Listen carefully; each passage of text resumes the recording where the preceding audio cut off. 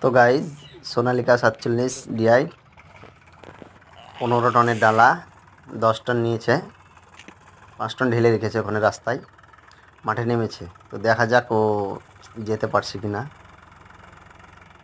জমি দিয়ে 10 টন নিয়ে কি করে। 1 নম্বর হাই গিয়ার লাগিয়েছে। এবার টানছে ও,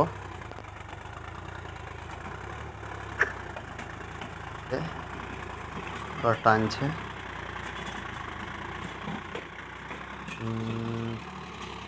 হাই গিয়ারে যাচ্ছে যাচ্ছে যাচ্ছে, বসে গেল।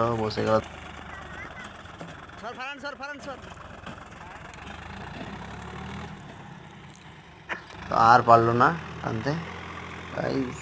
তো এবার ওকে টচিং করতে হবে।